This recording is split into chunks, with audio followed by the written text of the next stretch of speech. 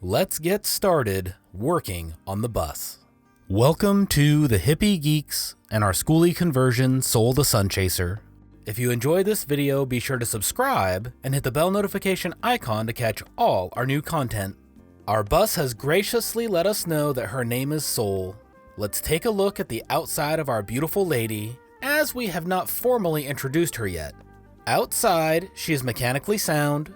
Her paint is just a little rough, and she has a couple of spots with surface rust that we will be taking care of. You can see where the school district sprayed out the flashers, and we plan on replacing those with floodlights at some point. This side of the bus is the worst, and even that isn't really too bad. Let's move inside, as we've been able to get some work done in there. Our bus is for the most part mechanically sound. We will have the transmission fixed next month, and for a worst case scenario on the alignment, we were quoted $400, which we will probably have done in the next couple of weeks. I forgot to mention it in the last video, but during the drive home from Coos Bay, we picked up a pretty nasty chip in the driver's side windshield. I have no interest in replacing it as they run around $800, so we tracked down a local place to get it fixed up before it developed into a crack. We wound up at Willamette Valley Glass, and they were awesome to work with. The price was great, the customer service was amazing, and most importantly, you can't even tell that the glass was ever chipped. They are another business that I can recommend if you need some help and are in the area. With the mechanical issues sorted out, it is time to get started on the inside of our bus. This year, we are focused on getting the bus to a point where we aren't worried about her breaking down on us.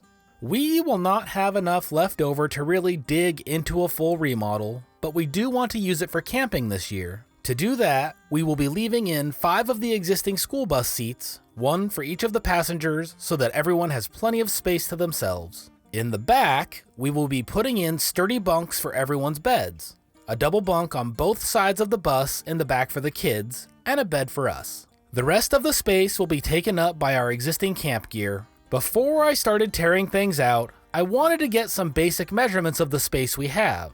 I work as an architectural drafter, so I have the tools and the ability to model the entire bus in 3D before we ever start on a full remodel. The first order of business was to remove the padded panels that are between the front seats and the front of the bus.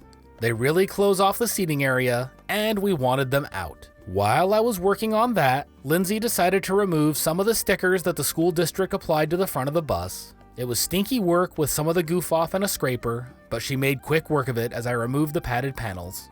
Once those were out, it was time to work on the seats we will be getting rid of. We lucked out as our bus was already equipped to haul 3 wheelchairs, so many of the seats were already out. I only needed to remove 4 seats to get the number we needed. I started out by trying to unbolt them, but of course, nothing in life is ever that easy, so I wound up taking the angle grinder to most of the bolts to get them removed. It was a bit of work, but they were finally all popped out and the seats were set in the rear of the bus. Once the seats were out, it was time to remove the seat belts. We are planning to add seat belts to not only whatever seating we build in the bus, but also to the bunks so that if the kids want to hang out back there while we are driving, they will be able to do so legally and safely.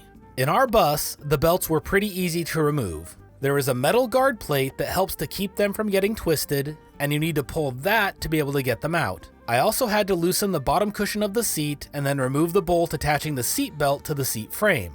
After that, you can just pull them out. If your bus comes with seat belts like ours did, I highly recommend removing them from the seats before you get rid of them. You never know when you will be able to use one in the future, and they aren't cheap.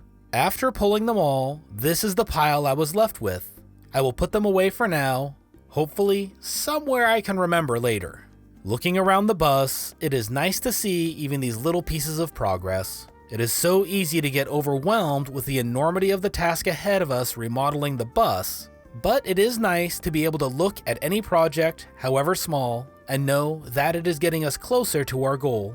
With the seats out of the bus, we moved on to a couple of other projects. As we will not be doing a full remodel yet, we wanted some way to easily block off the windows while we are camping. We had the idea of picking up a couple of $7 painter's tarps and hold them up with some magnetic clips. We need to pick up a few more clips, but even with as few as we had, it was being held up just fine. This should give us the privacy we want without breaking the bank. Here is a quick look at the temporary stereo setup. I wired it into the existing constant and switch power, but we wanted to use some of the 4x8 speakers we had instead of the existing ones. For now, we are just letting them attach to the dash with their magnets, and we are using some electrical tape and wire loom to keep the wiring cleaned up. At this point, Noah hopped up into the bus, and I figured it was a good time to ask him what he likes about the bus. Hey Noah, want to be on the video? Sure. Noah, what is your favorite part about the bus? That it has ginormous wheels. You love the big wheels? Yes. What else do you like? I also like how the windows can open like other kind of school buses. That's pretty awesome. What else do you like? I like how it has I like how it can go really fast. That is also pretty awesome. What else? I also like that the roof is really hard, so it can be protected from rain. Awesome. Is there anything else you like? It's also really good that we have stereo so we can hear music. I do like that. What else? It's really good also that that you have seatbelts, because always have seatbelts in buses. Why? It's because it's so people don't like hit their heads on the ground. Oh, that's a good thing. Is there anything else that you like? Nope. That's it? Yep. All right. Do you want to show everybody how to use the seatbelt? No. No? Okay. Can I see the video? I love the thoughts that come out of his mouth when he answers questions off the top of his head like that. Bus-wise, that is as far as we have gotten with things.